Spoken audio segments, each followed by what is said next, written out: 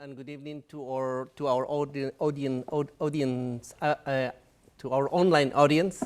On behalf of the co-conveners from this session, Rain Matter Foundation, ETRI, the FEMSA Foundation, and my colleagues from the IDB, I welcome you to this second session, Tools for Evaluating Ecosystem Services and Nature-Based Solutions. This is the second session. We already had a session on Thursday in which we made the point that according to research, by 2050, $23 trillion will be the losses caused by climate change. And that shouldn't come as a surprise, because if you turn the news today, everything is about Pakistan losing 10 billion, the United States having floods and droughts that are going to be very costly and very expensive. The truth is that our governance, our engineering, our norms, and then the protocols that we have been developed with a norm that is no longer exists, that is no longer viable. And in the reinventing of these new protocols, new forms, new governance that we ought to embrace, nature-based solutions and ecosystems have proven to be very effective and very good in terms of mitigating and adapting our water resources to climate change. In the first session that we had the other day, we were showcasing new methodologies, new techniques, new technology that is going to help us evaluate these ecosystem services and these and the nature-based solutions. In this session today, what we want to do is we want to learn and we want to understand from the different challenges and the different solutions that the implementation of these nature-based solutions are facing, and what can we learn from them so that we can face the mitigation and the adaptations of the effects of the climate change. And then before we start, I would like to introduce my colleague, Marilyn Mariam Banquez. She is a young scientific programming committee member.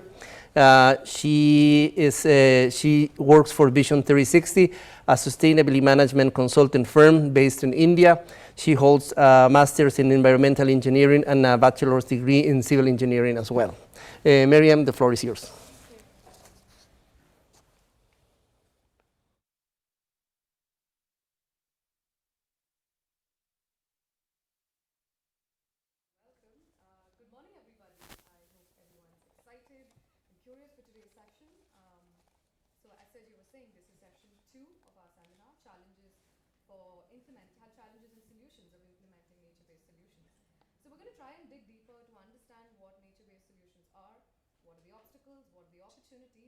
That we have to implement nature-based solutions on ground.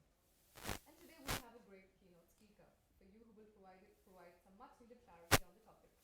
He's an expert on water stewardship, water security, agriculture, and ecosystem services. He's been in this space for over 3 decades and is the managing partner of ALO Advisors, a sustainability consulting firm in the Americas and Europe.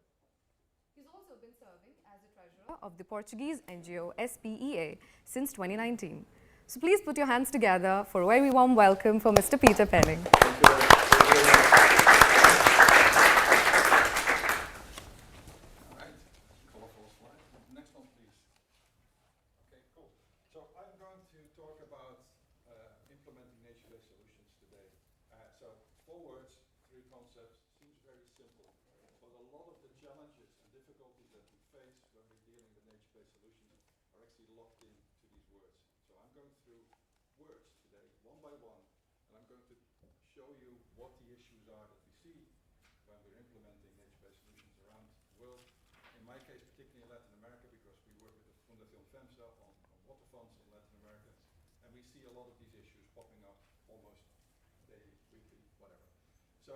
We are going through that today. Next one, please. And we start with solutions. Very obvious, right? So let's start with the problem then. And amazingly, I've been in sessions this week about nature-based solutions when nobody says the word problem. And that to me is a tremendous red flag, because a solution belongs to a problem. So what we need to do to be effective with nature-based solutions is actually come up with a proper problem statement. what is it that we're trying to solve, right? And if you work on that problem statement and you are going to address that real problem, you will not face any of the credibility issues that were mentioned in previous sessions as well. Credibility is a big thing because nature-based solutions, you all know, you have to go a little bit further to bring your case. It's easier just to start pouring concrete, build a wastewater treatment plant, but for nature-based solutions you just have to go a little bit further because exceptional results require exceptional proof, right? So once you've got that credibility because you're addressing a real problem, you will find that things will be easier forward. It's never going to be easy, but it will be easier. And a good problem statement will actually help you to find the right solution, which is also very important. If you start with a solution looking for a problem, you may recognize this, then you're in trouble. You are in trouble because you are going to be clutching at straws from day one, because you need to solve the problem. And I saw in the program, I think it was a statement like, demonstrate the nature-based solutions can be the same or can deliver the same or better benefits as grey infrastructure, with lower investment costs. And I thought, that's nice that you want to demonstrate that, but why bother, right? If your nature-based solution addresses the problem, it should be straightforward. You don't have to prove anything. We have a problem, we're going to solve it. We're done, right? So why is there this need for evidence and things like that? I personally think that that's because the problem was ill-defined. So you're not addressing the problem. You're talking about other things and then you lose people. You lose people. Nowhere in real life can you just come in and say, I've got some benefits here. No, you really want to buy this because of the benefits. I said, but I don't need it. Well, no, but it's got benefits. Actually got a big list of benefits. No, I can list more benefits, but I don't need it, all right? So some salespeople are very successful with that, but it's not a sustainable way of dealing with that. So keep that in mind as well. And I think good solutions could actually be a combination of green and gray, because you need to find a solution that is fit for purpose, right? You want to solve that problem. So as I said, we don't really need benefits. And there's been a lot of discussions about that, and I may upset some people, and I'm perfectly okay with that. If I lose my job, I get unemployment benefits. That's nice. I don't start a country where I get those. It is also very nice. But it doesn't solve my problem. My problem is that I need a new job. And I want you to start thinking about these problems that we see with water security and the relevant nature-based solutions in the same way. You need to solve this problem. And for that you need to do root cause analysis. Again, very simple, and everybody thinks they understand this. But to give you an idea, when we do root cause analysis in Latin America for these water funds, it's easier said than done. We get a team together of up to 10 people for a week to go through the root causes. Detailed root cause analysis is really important, and it's really hard to do. And you have to break through all sort of dogmas. When we do this, you wouldn't, well, if I got $5 for every time somebody mentions the word campesino, as, oh, we need to think about the campesinos. Yeah, but is it the root cause of the problem? No, it isn't, but it gets mentioned so many times that I would be a millionaire already, I'm convinced, right?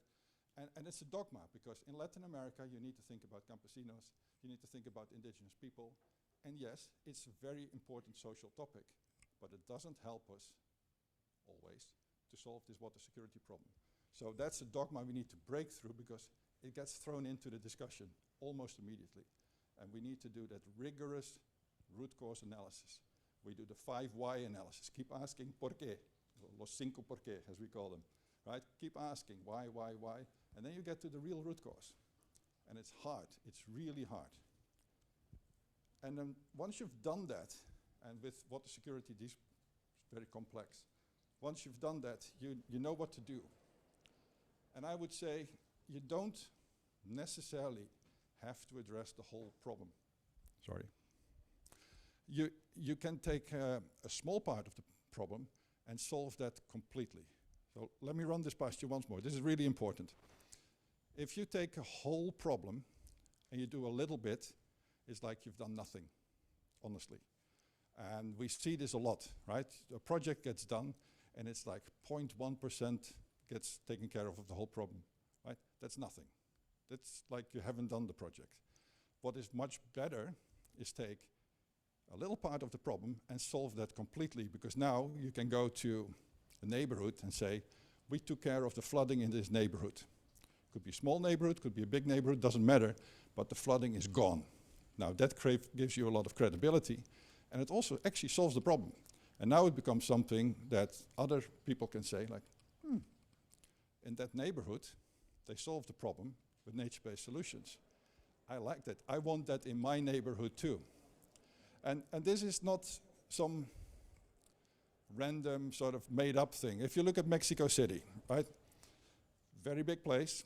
It has a shortfall of about 1 billion cubic meters per year. And by the way, if somebody talks about liters at they don't know what they're talking about. We're talking about cubic hectometers. That's our problem, right? Huge. 1 billion cubic meters per year shortfall. They pump out 2 billion. So what's the problem in Mexico City? Is it that, subsidence, not enough water, flooding? No, there's just complete imbalance in their water management, right? If you get 2 billion for free, you pump it out, and then you need to get 1 billion somewhere else. That's not very smart. So to make that city smarter, you need to create storage. And to create storage in the whole of Mexico City, you're not going to be able to do that, right? So you need to take one neighborhood and just make that neighborhood more resilient by changing the infrastructure, changing the roads, creating these little water parks. There's a lot of things that you can do. And I'll give you some more examples later. If you have a reforestation solution, and you go to Mexico City, and I want to do a reforestation, then I increase the infiltration. Okay? Cool. And I calculated that, because I do that, 1 billion cubic meters. You need 5 million hectares of land reforested. 5 million football fields. That's a lot. It is actually the size of Uganda, right?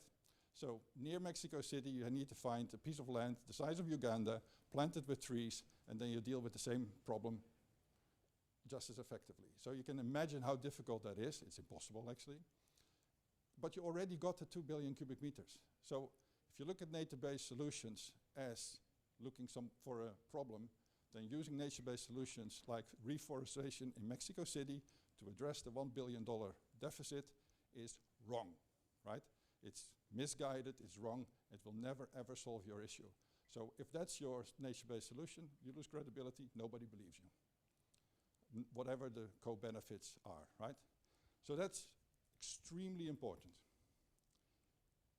China does this a lot.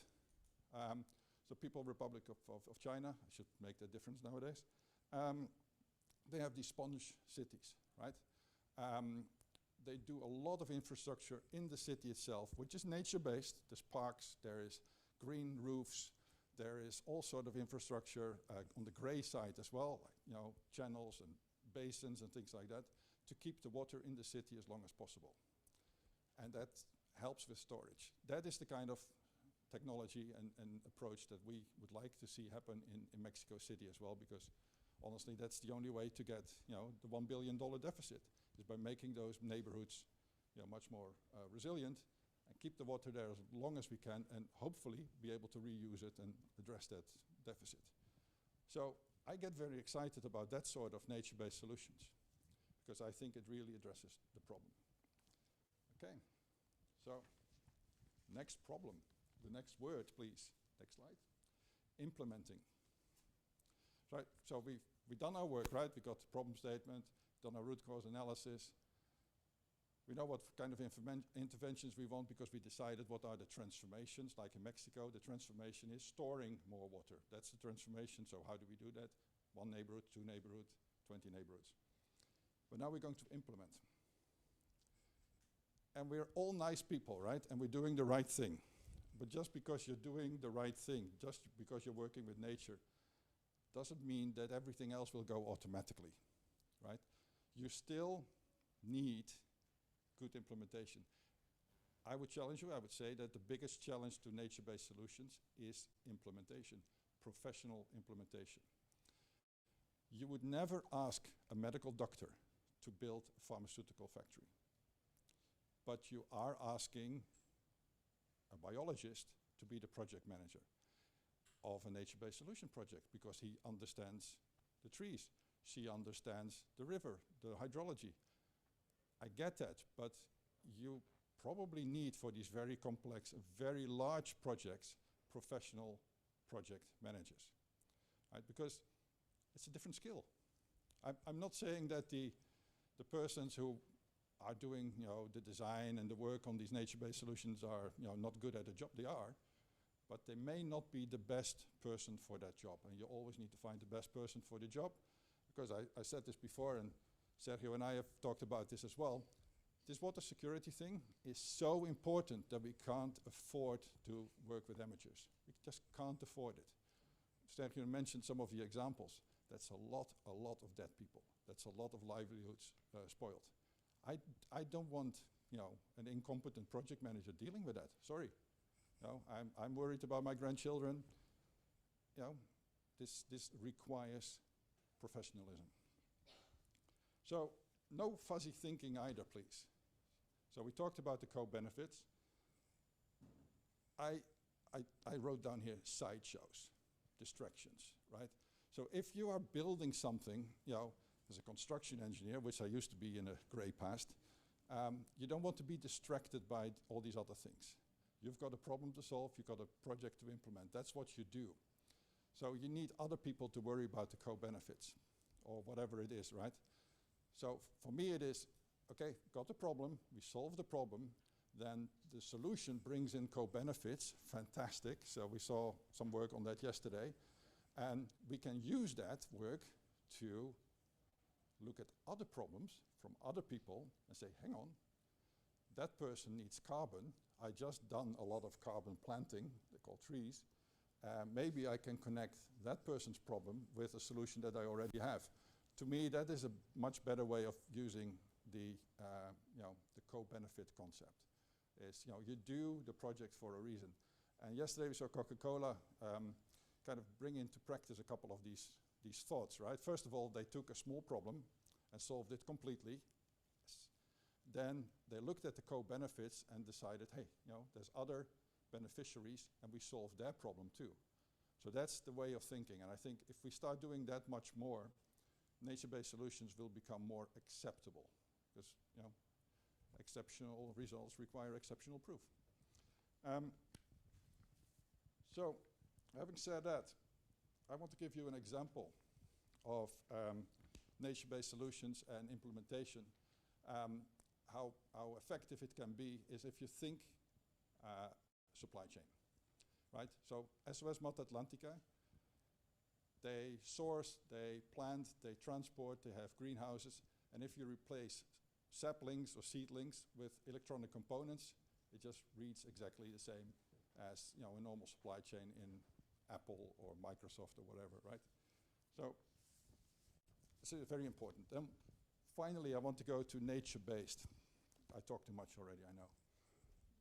Nature-based is nature-based. It's not nature.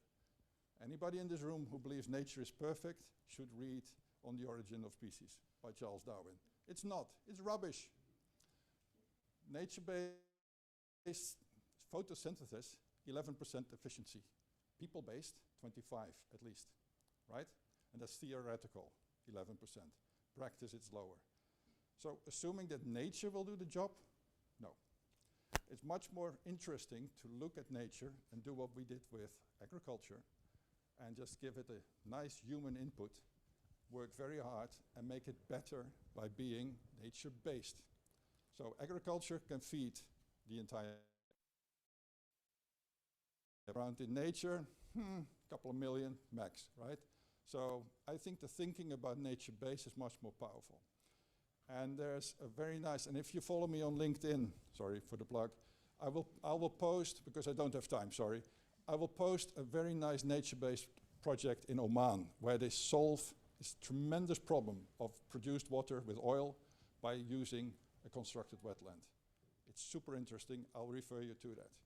And I just want to take the last few seconds, Giovanna, sorry, to take you through the conclusions. I think whatever you do, whatever the problem is, you start with a problem statement. You work methodically to identify the root causes. You define, based on the root causes, what are the transformations that you need to do. You look for the right intervention. Once you've selected an intervention, you implement that intervention very professionally. And you do it not for the whole problem, because you will get lost in this enormous size problem, but you do it for a small part of the problem. You get the credibility, and you scale based on credibility with proven results. And I tell you, I can assure you that if you have a solved problem, it is way better than any co-benefit or other benefit that you can imagine, because you've solved the problem, taken away the issue, off the table. Everything else is a sideshow. So with that, I would like to thank you very much, and I'm looking forward to the discussion later on. Thank you.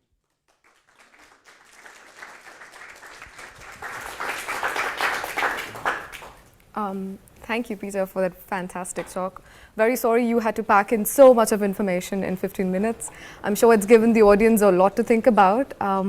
But in the interest of time, we're going to move ahead with the next agenda, which is continue the conversation on challenges faced from implementing nature-based solutions on ground and the real opportunities that are present with a great panel of experts.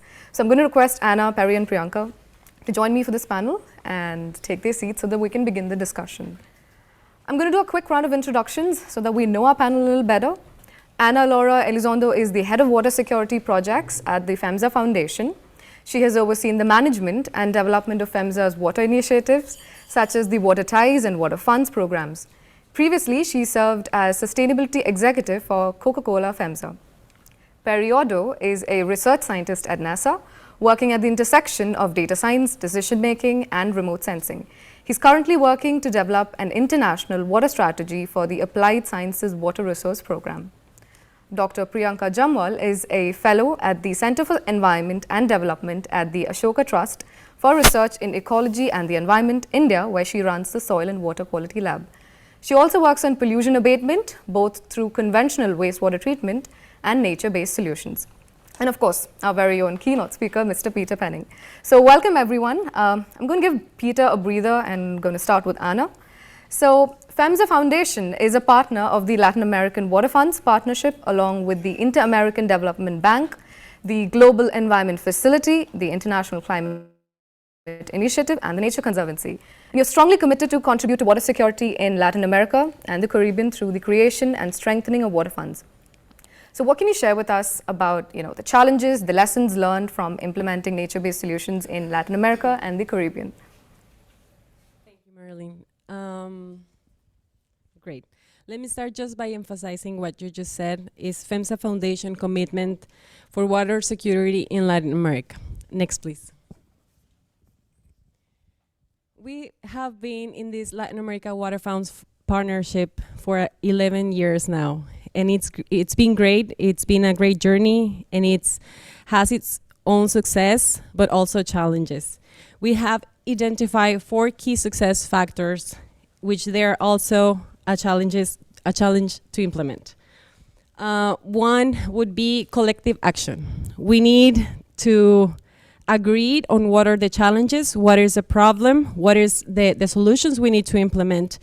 And we need to have the same aligned vision, the whole sectors, the whole stakeholders, to really solve a problem. The second one would be, we need science to prove, right? We need data on the table to help us make the right decisions, to make the right calls, and also it helps us to enable a decision-making process.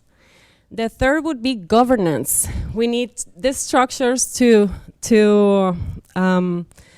understand what are the roles and responsibilities each one of the stakeholder has to implement great solutions.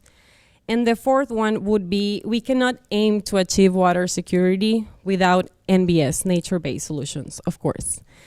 Next one, please. I'll give you 4 examples where we are implementing nature-based solutions. One would be, and I think Peter just mentioned a few of them, one would be Guanajuato, Mexico, where we are implementing a project of sustainable agriculture. We are trying to mitigate the huge deficit that's on the state with water savings. The other one would be Mexico City. We are implementing a water district with our partners, WRI, ORU, TAF, and the University of Tec de Monterrey. This water district, of course, is in the city, and we are integrating infrastructure for alternative and decentralized management of urban waters, including collection, treatment, reuse, retention, infiltration. The third example would be Costa Rica, where we foster forest protection, conservation projects, replenishment projects, and it's doing really great. And Brazil, last but not least, by recovering biodiversity. So such an important matter. Next, please. So I just talk about some of the great NBS that we are implementing, but the challenges really are funding would be the first one. The gap is still huge. But in order to get more funding, we need to be able to prove that these projects are really working and they're making progresses. And we need to, in order to prove that, we need data. We need to use technology. We need to bring remote sensing. We need dashboards. We need better monitoring and evaluation of the projects to keep up. This data will allow us to have to build a business case and attract more funding. Of course, we also need funding that believes in these projects to improve measurements and bring technology. So that's what I would add, and thank you. So speaking about data, I guess it's a good segue to go to Perry. So as a research scientist, Perry, you're working on NASA's International Water Strategy for the Applied Sciences Water Resource Program. And this initiative is designed to help leverage the breadth of NASA's modeling and observational capabilities when dealing with complex transboundary water issues. So my first question is, what are the highlights of this program? And second would be, how can access to data, like Anna was saying, help solve some of the challenges when it comes to implementing nature-based solutions? Yeah, thank you so much. And thank you, Anna, to setting me up perfectly for this answer here. So I'll start by answering the question that I've gotten a few times at this conference already, which is, why is NASA interested in water? What are they doing, unless we're talking about water on Mars? I know we have a very savvy room of attendees here, and I'm sure those online as well. But for those unaware, NASA has a very strong Earth science program, which really leverages the vast Earth observation and remote sensing network that it maintains, and also with partners in the ESA, Japan Space Agency, and others. These are the best tools that we have for monitoring, observing, and modeling the Earth system, right? And this is from the top of the atmosphere to the subsurface. And so this is especially true for water. So I'm here representing the Applied Sciences Water Resources Program, which does exactly what Anna was describing, right? Taking data to decisions with respect to water resources. But even within the Applied Sciences itself and the other focus areas, they all deal with water in one way or another, most of them at least. The disasters program looks at hydrological extremes and flooding. We have an agriculture program, which of course looks at irrigation and soil moisture. There was a great session earlier this week on evapotranspiration and OpenET. Capacity building has a severe program, which works internationally with stakeholders around the world at different nodes. And so our job with the International Water Strategy is to try to understand exactly who across the agency is working in the field of water, what capabilities they're using, who they're working with, the stakeholders and the partners, and what the outcomes are, so that we can more efficiently mobilize these resources moving forward in the future. So part of this is an internal process to NASA, more awareness, and part of it is external, understanding the space of international and transboundary water from NGOs to governments to private industry. So we are working with intergovernmental agencies like GeoGlows, as well as strengthening our interagency efforts with groups such as the Interagency Water Working Group and the Science and Applications team within the US government. So basically combining the forces of our technical agencies to be stronger than the sum of our parts. And we're working in areas like the Lower Mekong River Basin currently, and soon to be the La Plata. And so, ultimately, what does this mean? How can data help, right? And so, like I said before, Earth observations specifically, but also our modeled resources are some of the best tools we have, both for looking conditions now, in the moment, and sometimes, in some cases, in near real time, but also on the longer records, going back decades, to understand how the Earth has changed. So I've been a part of several projects which have used Earth observations for the kind of monitoring and evaluation phase of nature-based solutions.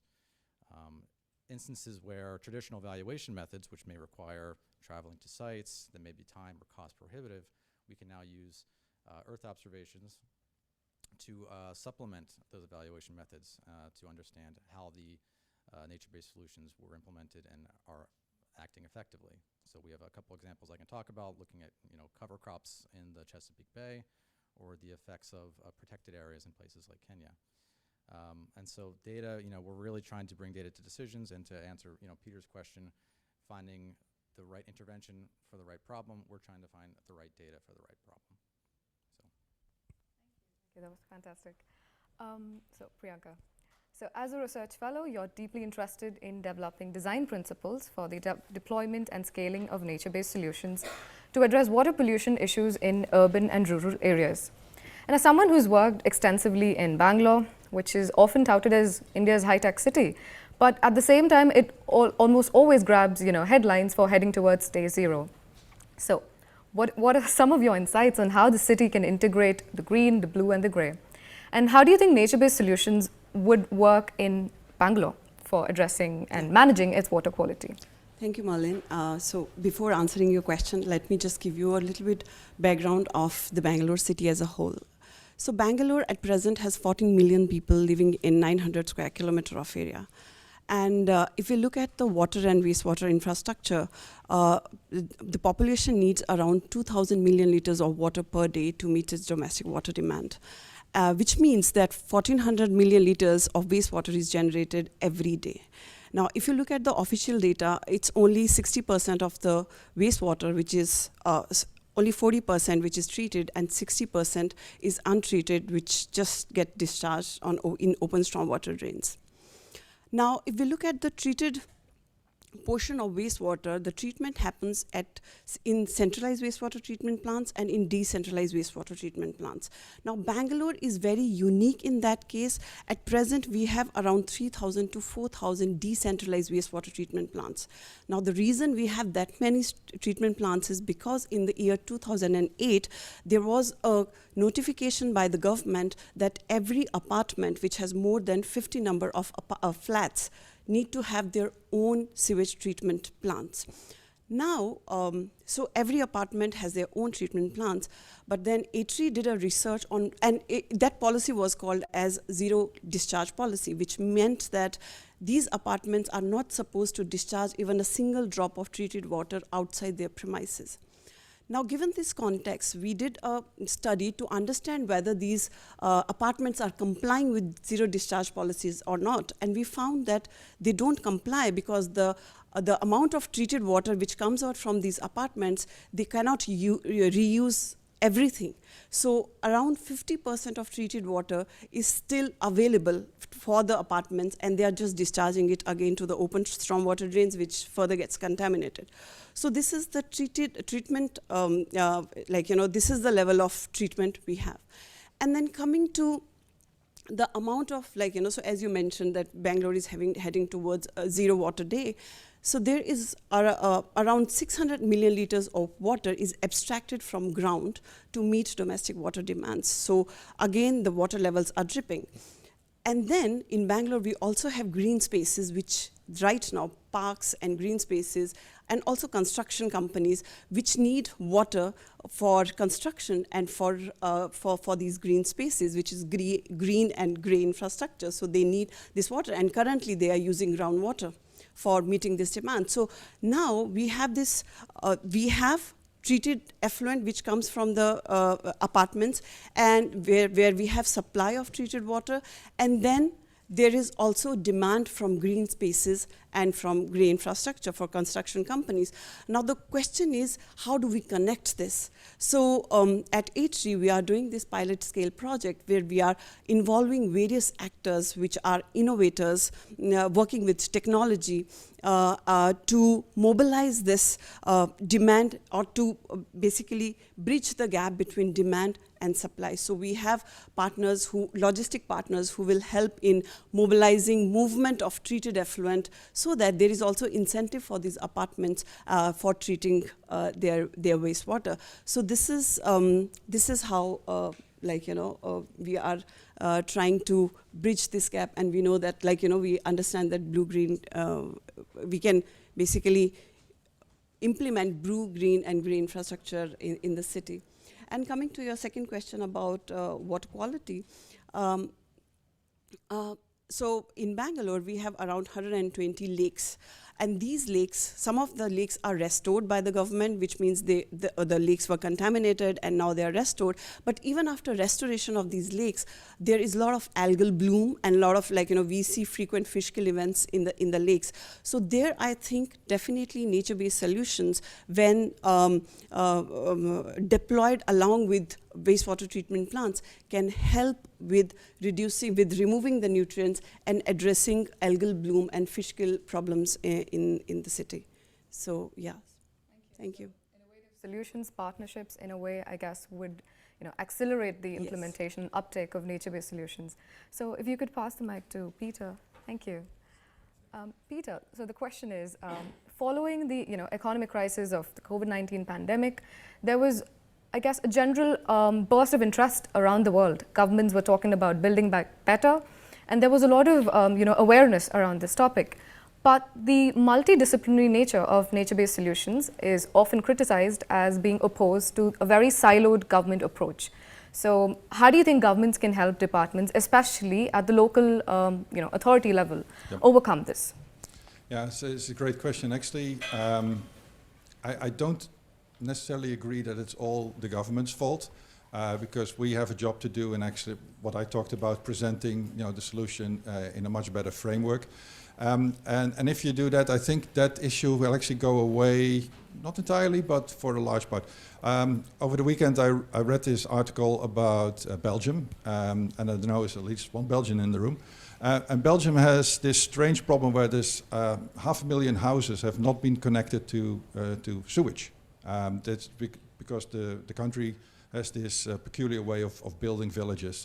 It's like ribbons. And it's incredibly expensive to hook up houses to wastewater treatment plants to deal with the sewage. And this local authority who said, I don't have that money, I don't have the time, which is even more important for this person, and this is my problem. I need to hook up all these houses in this village. It stinks, as you can imagine, and this problem needs to go away quickly. And nature-based solution that was found was the only quick way to deal with this problem. It wasn't for free, it wasn't superior in any other context, but in this particular context, that was the best possible solution. And they interviewed the mayor, again, local authority, and for him it was a no-brainer, an absolute no-brainer. So I think there's a lot that we can do to help these local authorities take these decisions and do the right thing. But the onus is on us. I think we need to design way better projects, because these local authorities, they've got a lot on their plate. The governance, like the zero discharge policy that you talked about, it's rather silly, right? It's not very well thought through, but then you get confronted with these things, and they are being confronted with these things that their predecessor sort of invented. So we need to help local authorities get over these hurdles. I honestly think they want to do the right thing, but they just don't know, and they don't have the knowledge, and that's where we come in. everyone for your insights.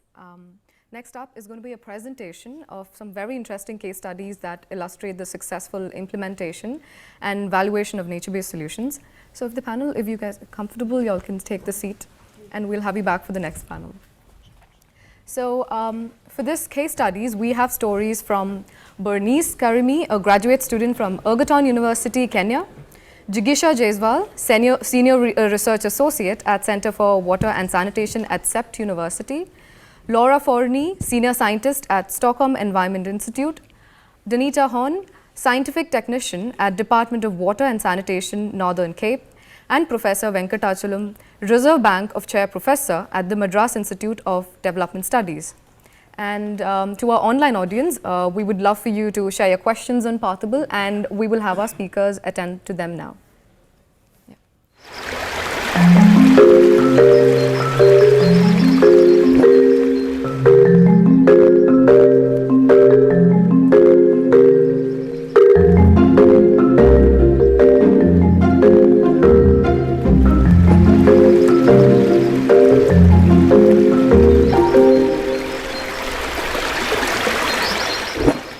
My name is Bernice Karimi, from Egerton University in Njoro, Kenya. I'm going to talk about restoration of water ecosystem services in Kapingazi catchment, Embu, Kenya. The ecosystem functions of the environmental supporting services of Kapingazi catchment has systematically being lost due to degradation of upper and middle catchment, undermining the well-being of its inhabitants. The degradation is caused by increased soil erosion that contribute to siltation, leading to significant reduction of volume of water in Kapingazi River. The high sediment load also ends in River Tana, thus posing a danger of siltation of the hydroelectric dams along the river, which contribute to 52.1% of HEP production of Kenya's electricity. The idea that people are willing to pay for protecting water basins like they pay for other services might sound odd in countries like Kenya, but our research has shown otherwise. Payment for ecosystem services can enhance adoption of sustainable land management practices, leading to improved water quality and water quantity in Kapingazi catchment. The aim of the research was to assess the willingness to pay for improved water services in Kapingazi catchment. Data was collected from 100 households, institutions, and stakeholder associations, and analyzed used descriptive statistics and logistic regression through cross-sectional research design. The results showed that 67% of the respondents were willing to pay for improved water services in terms of water quality and water quantity within the catchment. Respondents were willing to pay an average of US $9.10 per annum, in addition to the average water user fee of US $4.19 per month for improved water services in Kapingazi catchment. Logistic regression showed that younger respondents, being between 25 and 45 years of age, were more willing to improved water services than the older respondents. Respondents with larger households, as well as those with high school, college, and tertiary education, were willing to pay for improved water ecosystem services in Kapingazi catchment. Finding out that there was willingness to pay for improved water services, it showed that there was potential for implementation of payment for ecosystem services scheme for the restoration of water ecosystem services through sustainable land management in Kapingazi catchment. There is also capacity to influence public policy in payment for ecosystem services schemes in Kenya, which will lead to water catchment conservation in Kenya. The problems described will only be exacerbated by poor agronomic activities, pollution, and industrial activities in Kapingazi catchment caused by land use decisions which do not incorporate the value attached to supply of high quality water to downstream users, and also lead to fluctuation of water quality and water quantity of Kapingazi River. That is why a research like ours is vital to inform and create public policy to protect this and other vital catchments in Kenya and throughout Africa. More support is also required for research like this. Thank you for your attention.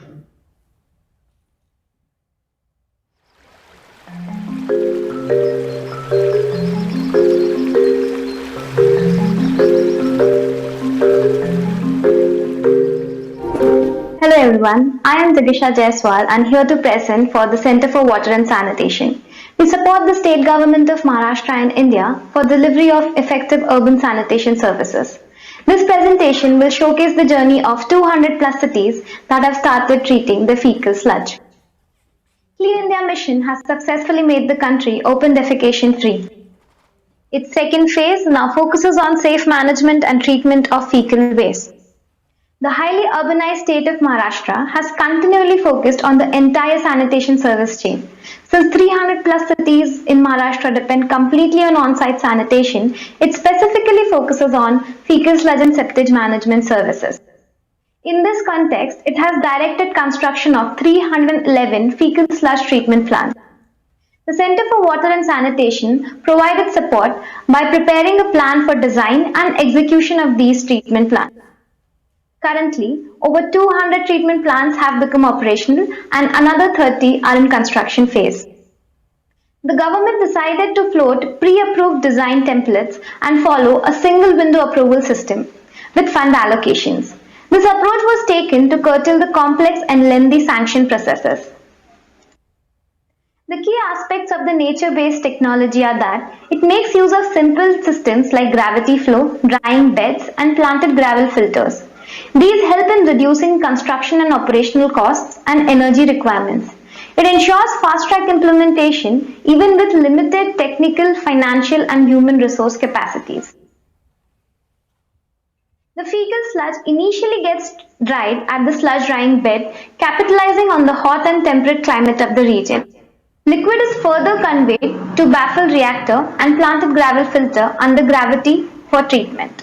These units work on the principle of plant-based treatment and filtration through locally available natural resources. Optimal treatment efficiency is achieved from this system and the treated wastewater complies with the National Wastewater Disposal Standards. Great reduction is observed in the biochemical oxygen demand, fecal coliforms, and suspended solids. Reuse of treated end products encourage development of new green spaces and livelihood opportunities are provided to the local women groups for the operations of the treatment facility. CWASH team extensively supported the implementation of treatment plants by providing technical support at all levels. A statewide monitoring system and dashboard is developed to track the implementation of FSSM plan. The treatment plants helped more than 200 local governments in successfully treating their fecal sludge and impacting over 12 million lives. Similar model can be adopted in 4,000 plus cities of India and other similar cities around the globe for treating their fecal sludge. Thank you.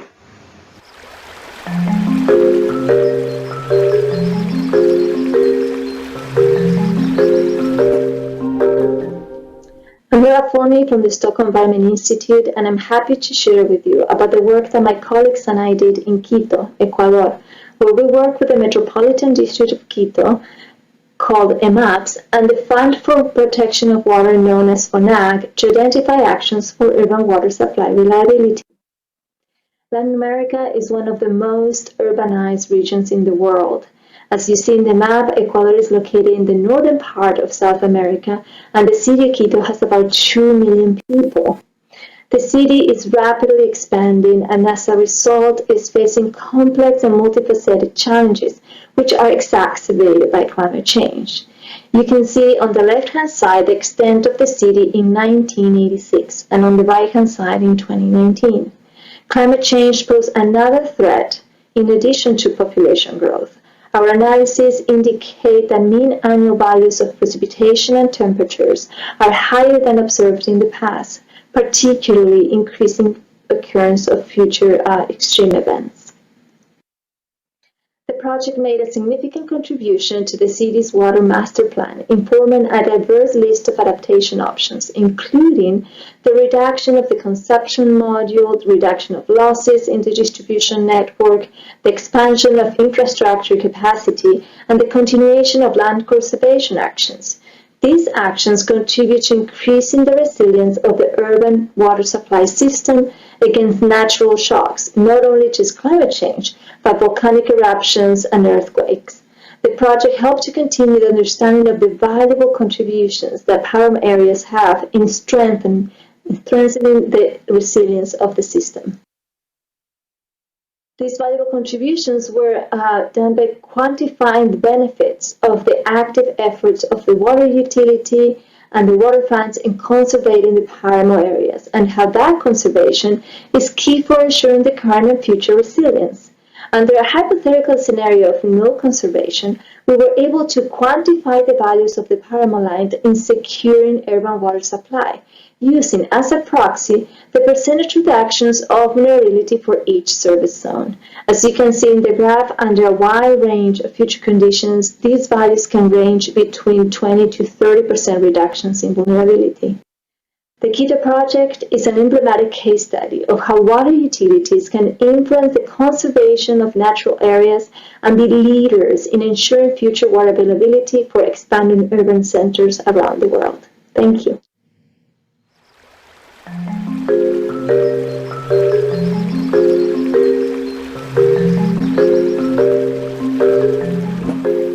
I am Danita Ani from the Department of Water and Sanitation in South Africa.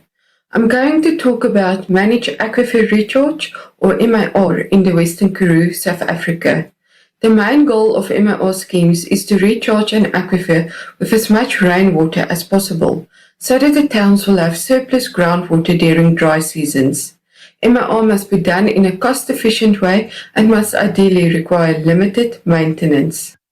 MAR schemes in the Western Karoo help to combat high levels of evaporation and can provide sustainable water supplies for towns.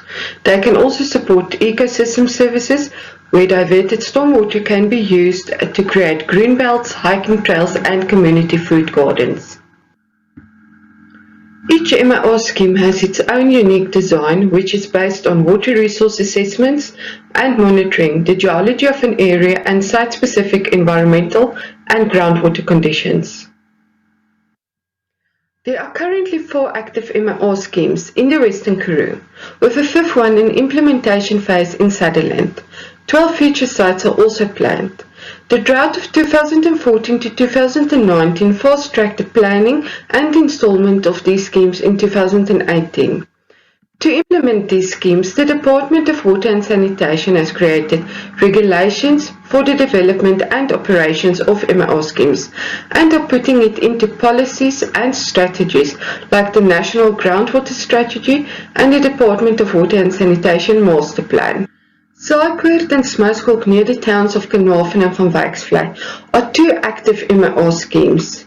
These schemes were recharged by the 2019 rainfall event. The quality of the recharge water also combated iron bacteria that clog infrastructure. At SIWI, a first of the MAR scheme implementation cost was already recovered during these recharge events. The current well field at Williston was expanded by 40%, which means new supply schemes have been postponed by 5 years.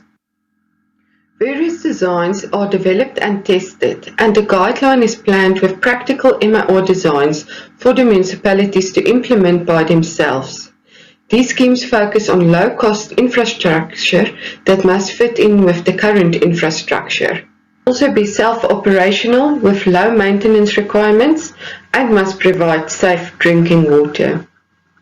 Similar MAR schemes can also be created for drought-stricken and water-scarce countries and the rest of Africa. MAR schemes need to be implemented now to combat climate change. They can be implemented in almost all areas around the world to preserve drinking water for the future. Thank you.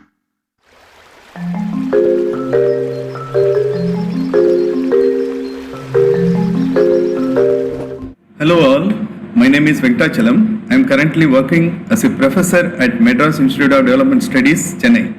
I have 25 years of research and teaching experience in the area of economic valuation of ecosystem services. Here, I am going to talk about the results of an economic valuation study that I have recently conducted in 80 prioritized wetlands identified for restoration and management in Tamil Nadu, India.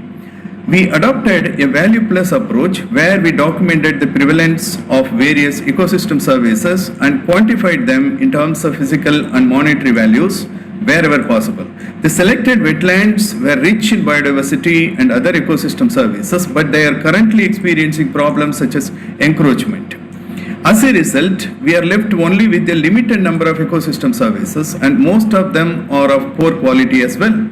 The government of Tamil Nadu therefore proposed to restore these wetlands on a priority basis. So we estimated 2 things. One is the actual value of currently generated ecosystem services by these wetlands and the maximum potential value of ecosystem services generated by the wetlands in case these wetlands are restored to their full capacity. We have used secondary data as well as primary data. We have used over 5,000 household surveys to collect information about the current use of ecosystem services, the problems that these households faced, etc.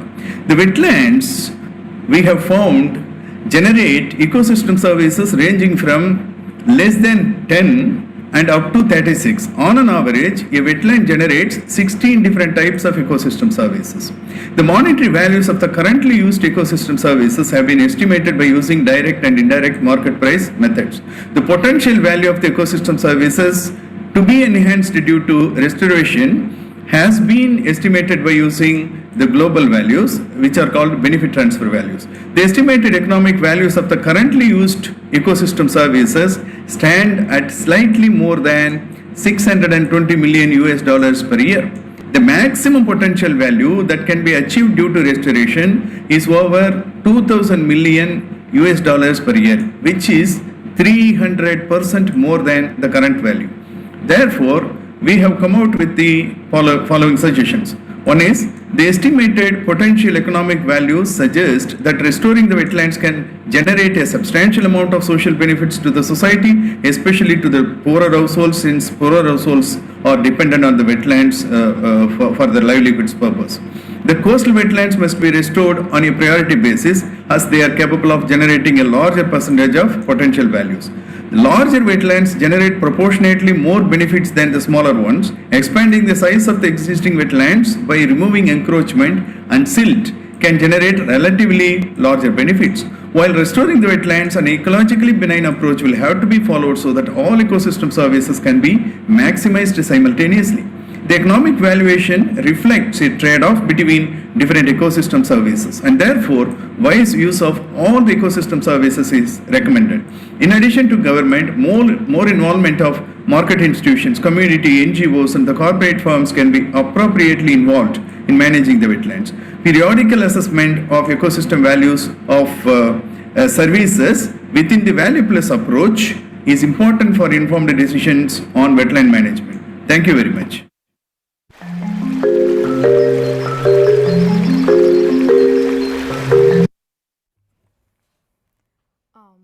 So I'm sure this has given everybody lots of questions, lots of doubts, but we're going to get to that shortly. I would just like to, share the fact that, we often get very carried away with a lot of cynical thoughts. We want, straight and foolproof tools to implement nature-based solutions, but I think it's important that we share stories of success as well. So I am hoping that these case studies instilled some hope into the minds of, frontline practitioners of nature-based solutions. So I'm going to request my panel to join me once again. We're going to have one more panel discussion, and we'll deal with the questions right after that. So if I could start with Peter. Do we have a mic? Thank you. Peter, is that right there? Thank you. So Peter, after watching all these case studies from across Kenya, India, South America and South Africa, I'm going to be a little cynical here. So do you think nature-based solutions as a concept has reached everyone? Or is it something that we're still, making the rounds in academic and scientific circles like these? Or do you think that common people running high-impact grassroots collectives and initiatives see it as a positive approach? I think so, yes. And I think nature-based solutions, I'm from the Netherlands, right? And we're always afraid that we're going to drown because flooding is a major thing. And what is very encouraging to me is that in the Netherlands we got this project called, the river space or something like that. Ruimte voor de rivier in Dutch. And that is at such a large scale and it's throughout the country. And it's really nature-based solutions. And it was very well thought through. Some of it was actually paid for by the people who got access to the sand and the gravel and things like that. And because it's so big and it's literally everywhere, I think there's an incredible awareness of nature-based solutions being much better in this case than the old-fashioned approach of just making the dike a little bit higher. and it's in some other countries it's the same. I know Kenya is very aware of the potential of nature-based solutions throughout the country because they won a Nobel Prize for it, right? So I think you have other countries where nature-based solutions could be much more powerful, and that grassroots awareness isn't there. And you may need some of these special events, but there are so many of these special events and successful projects that I think your cynicism is completely misplaced, Merlin, because I think we have all this good stuff. I have lots of case studies just in my paper, and I do apologize to the online audience because they couldn't hear a word I was saying, but it was really good, I can assure you. And nobody threw anything at me, but I think there's an enormous amount of good, positive case studies, and we may want to rethink how we bring those to people. I think we need to be much more focused, and it won't surprise you, but we're solving problems rather than we're doing good stuff. Because I personally do get very cynical about the nice, we're doing this wonderful project, and we saved 1 million liters, and then you do the sums and it's 6 seconds of flow through a river, right? And I can't help it, and then I feel cynical. But I also see what Anna mentioned, right? The water district in Mexico City that's going to one neighborhood and fix the problem once and for all. And I think that gets people excited, not the small incremental sort of things that happen in the margin or even within the margin of error sometimes. 6 seconds in the River Danube, nothing. Fixing a whole district in Mexico City, super important. And I think we should tell that story, in a different, more to the point way, and not we're doing the right thing, oh, aren't we wonderful? But no, we're solving problems and we're creating a better future for our children, grandchildren, and great-grandchildren. I think that's what matters. Right, Get the and message rather than right. patting ourselves on the back for... Yeah, get the message right, and look at success stories and look at them as solving problems and not doing something nice. We don't want to be nice, we want to be effective. I think that's the message. And that's a great point. Anna, so as Peter was saying, based on FEMSA Foundation's experience and being one of the forerunners in the region to invest in nature-based solutions, do you think nature-based solutions can be implemented at the scale that is required and to pair with the grey infrastructure solutions? So what do you think? Thank you, Marilyn.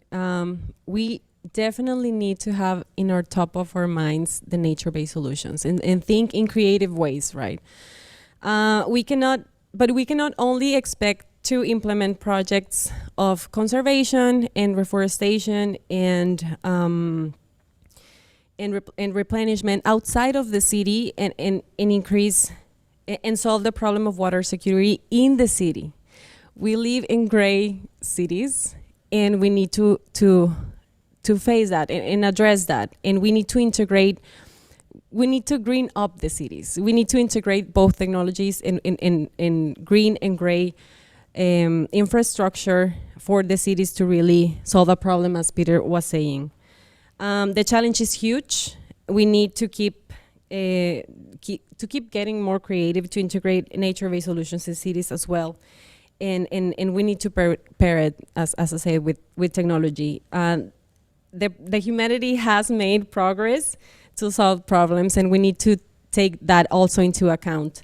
So I think it's really important. We can do both, and I will make again the emphasis that I think we do a great job outside of the city, and it's great and it's helping, but we need to start thinking more about how the cities are working, how is the connections, how to green up really the cities. So I invite you to keep collaborating, to keep creating, to keep innovating and investing, of course, in this type of solutions.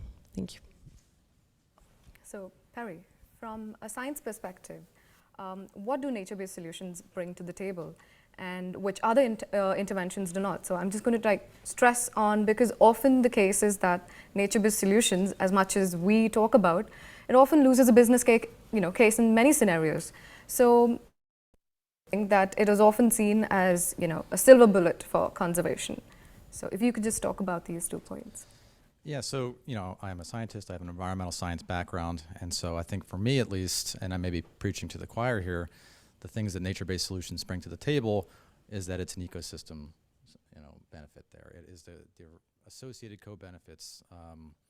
So whether you're improving forest growth for biodiversity causes that has, flood control benefits downstream for communities, if you're looking at cover crops for improving water quality that ends up in, improving the soil health itself, these are the things that we can kind of bring to the table. And I agree that they may not be the primary area of concern, these associated co-benefits, but they're no less important, though they may be more difficult to quantify. So from a business case, I think it is a challenge to kind of really understand the total kind of monetary benefits of some nature-based solutions.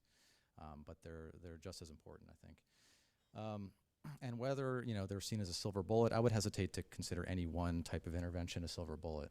I think it's obvious, to really consider each type of intervention in the context in which it's meant to be understood.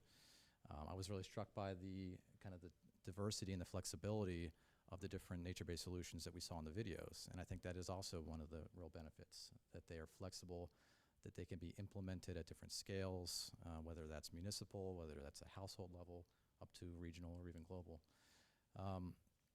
So those are the things that I would really point to, and I agree that often cases, rather than being seen as a silver bullet, it's important to think about them in terms of a comprehensive suite of possibilities. So, I come from a flood risk and modeling decision-making background. I studied the Dutch system very well. And so one of the examples that I think about as being a success story is the kind of Louisiana Coastal Master Plan. So this is first, I think, done in 2012. They did a 2017 refresh, and I think they're actually in the process of doing another. So this is a master plan designed to protect, among other things, the New Orleans area and the southern United States. So in addition to strengthening their levees and their gray infrastructure, which they have done, they've also done a tremendous amount of kind of marsh creation, coastal barrier island reconstruction, among other nature-based solutions. So evaluating these things in the context of a suite of interventions, I think, is really where they're most powerful. Priyanka, what about you? So do you think we can unlearn what development means and find solutions using nature that can be functional but not destructive in the long term? And I ask this because we have perfected our construction methods over the years. So do you think we can also accommodate nature-based solutions into our decisions and our solutions? So thank you, Merlin. And I think there is enough evidence now to state that the importance of nature-based solutions on human health and the benefits of nature-based solutions. And and it's very good to see that various governments are including nature-based solutions as a part of their urban and regional planning. And even in India, there is initiative in that direction.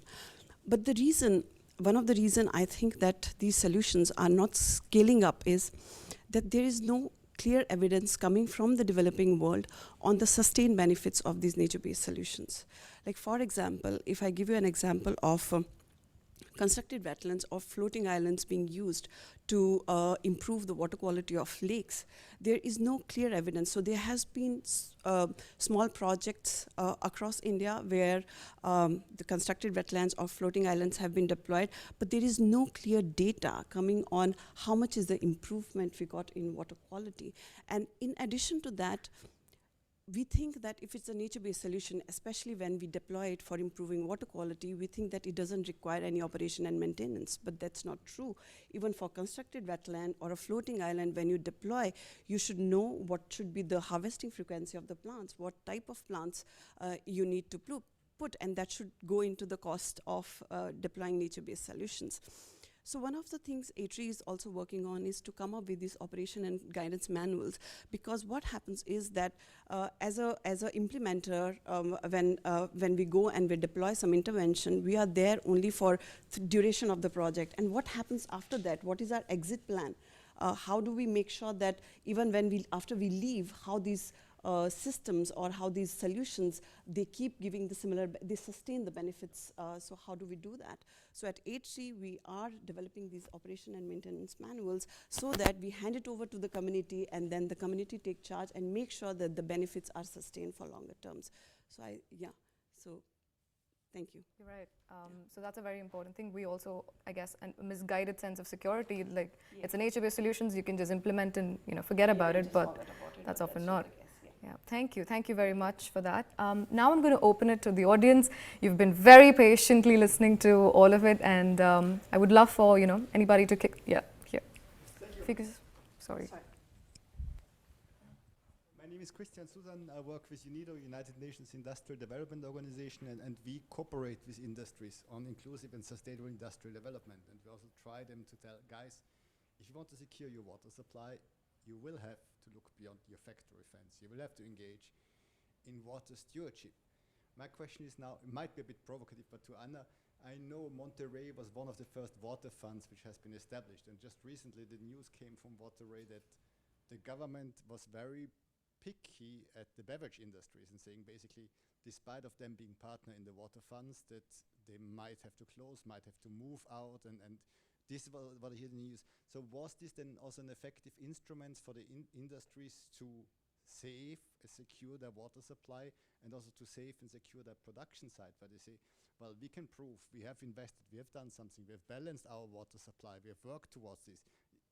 The water fund might not yet have achieved the goals and targets because it's a long time endeavor, but I think this is, for industries, this is this risk mitigation aspect, which is really the prime element why they want to engage in something. So can you just share your insights on this, please?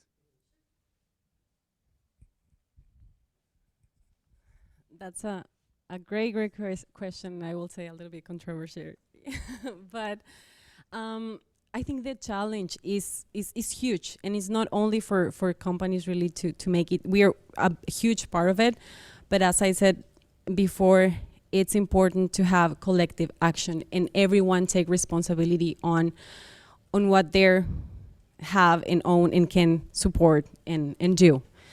So yeah, I think Sergio mentioned a little bit yesterday in another session. We are doing something, but it's not enough, and it's like kicking the ball. Like the bar is getting higher and higher. We do make progress, but it keeps the bar moving farther. And we need, like I said, funding, data to keep really understanding the gaps and questioning ourselves what we're doing is enough, or do we do something else to improve, and what else can we bring to the table, what else can we do, what problems and projects we need to integrate in order to really solve a problem. So hopefully. Sure. Can I just add something to that? So the case of Monterey is also interesting because the Water Fund is working on what is essentially a generation-long process to improve water security for the city. And the drought happens more than once in a generation. And that it actually happens now is also a matter of bad luck in a way, but it's not unexpected. So you can't expect the Water Fund to fix, drought resistance in the 7 years that it's been operating, right? Or 8 years. It's a generation that needs to happen. And this is something beyond the scope of what the Water Fund actually can do. And I think what the success story in Monterey sector initiatives and got it going, but the local authorities are actually heavily engaged and started thinking about planning for more water for the city, which really is in the wrong spot, right? It's a very big city in a very dry place, so you do need to plan for that, and that movement is happening. So in the longer term, I think Monterey is going to be fine. But I think in the short term, we've just been extremely unlucky. And I think that you can't blame the Water Fund or private industry or whatever. It's just bad luck that it just happens now. And we will see these kind of challenges more and more in a lot of cities. So we need to be really preparing for and we tackling into these issues and tapping into our minds to see to get creative in how to solve. So. I'm just adding to the question. No? I think that the problem is much larger, and then I go back to your recommendation as to look at the problem and where the problem is. In some of the cities, like in Monterrey, average consumption per household or per individual is 500 liters per day. The problem is that people waste a lot of water, and then the way you frame the question is one way to look at the problem, but there's another way to look at the situation. Is had there not been a water fund, the situation would have been much worse. And I think that's another way that we need to start looking at the problems. Thank you. Is there any other? Yeah, sure. Thank you.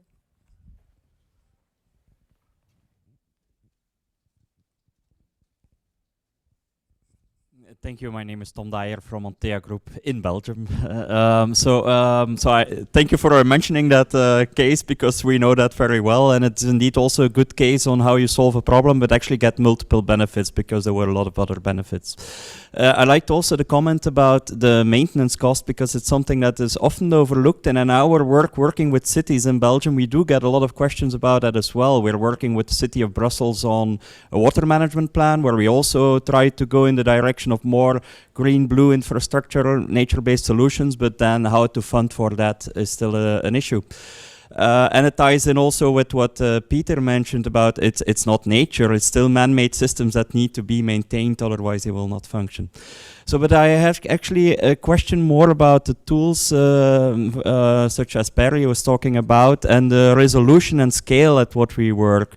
Especially in a country like Belgium, we're very often looking at relatively small areas where we want to do interventions. So then how do you, matching that scale and that resolution is not always easy. I wonder how you look at that and what kind of approaches you follow to find the right balance.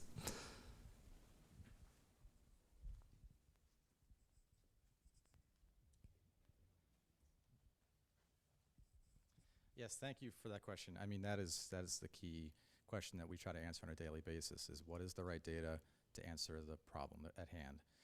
And scale is often one of the biggest issues. So, I'm here representing NASA. I love NASA data, and not just NASA, ESA, and others who are providing, data for this constellation of Earth observing systems here. But we have to make sure that we have the right tools for the right job. And so it's not always a catch-all that we'll be using remote sensing, for instance, to answer a question. There are some of the examples here.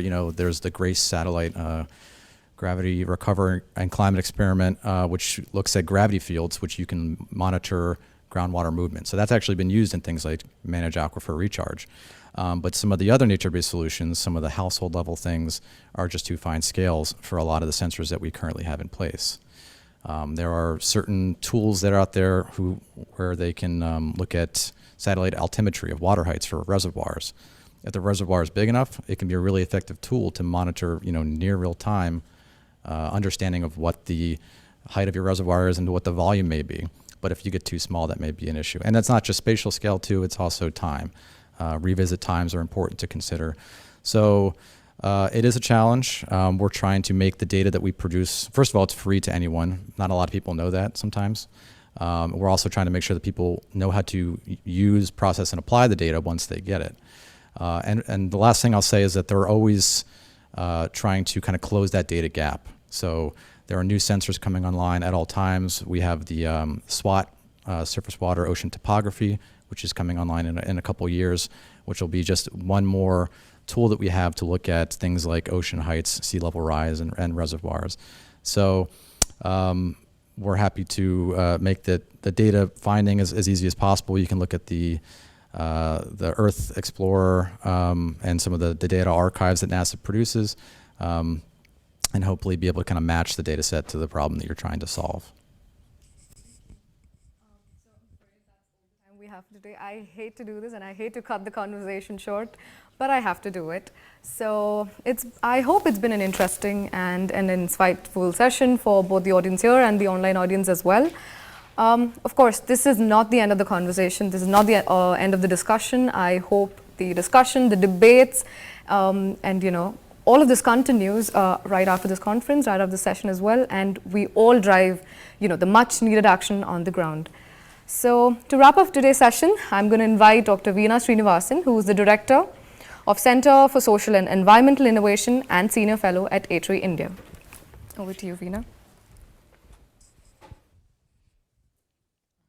Thank you.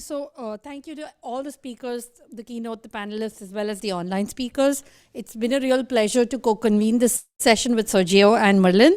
I think that I personally learned a lot from this session. So I'm going to start with first Peter's very, very important point about don't start with the solution, start with the problem, do the root cause analysis, and then match the interventions to the problems that are actually needing to be solved. Very, very useful. And then noting that one of the things in actually designing and implementing those solutions, financing remains a bottleneck. Anna brought that up. And the question of science and evidence, both to the extent of do these interventions actually work in the way we think they work to solve the problem that we need to be solved?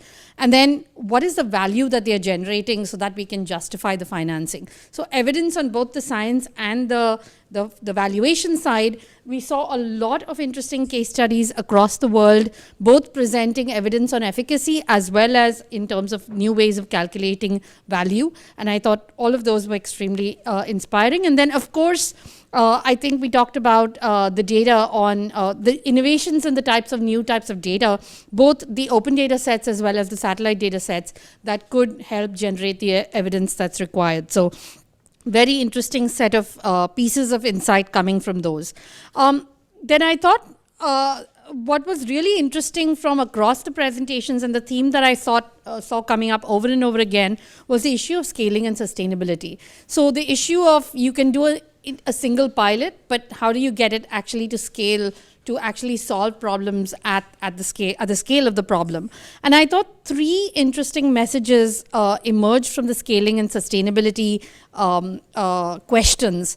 The first was the idea that you can't just innovate in isolation. You need to build an innovation ecosystem in order for nature-based solutions. It's not just one stakeholder trying to do one thing, but you need many different people to all work together. The second one was the idea about operation and maintenance and building and thinking about operation and maintenance institutions and mechanisms right from the beginning instead of as an afterthought. And the third was the opportunity to embed in large-scale government programs that I thought we saw from the Maharashtra case, which was very interesting because what you can do in one city is one thing, but when you start doing it in 250, just the impact and the potential of that, very inspiring. I'm going to end with what I think are three provocative questions for us to think about into the future and the third session this afternoon. I thought three interesting points emerged which were not well addressed in today's discussion. And the first was this issue of time scale, because we are used to grey infrastructure being you implement it and then it happens. I really liked your remark, Peter, on generational projects. And some of these projects really are just slower processes. And do we have the patience in our systems to actually deal with generation scale processes? And maybe nature is slower in some ways. So I think that's something to think about. The second was something that Sergio said was I thought this issue of risk minimization versus value maximization. We've seen across the last few days all of the nature-based solutions that I've been on talking about value delivered, but not really kind of the delta and how you're managing to dampen some of the risks. And I think maybe my concern is that if we don't address these two, which is that nature-based solutions perhaps are about dampening risks rather than maximizing efficiency or value, and if you're not really able to handle the slower scale that's needed, will we end up with nature-based solutions that are old wine in a new bottle? Some of the things that we've been doing for 20 years, and so how do we really kind of push the boundary to get that additionality? So I'll stop there, and thank you again very much. We have another session this afternoon. Look forward to seeing some of you there. Thank you.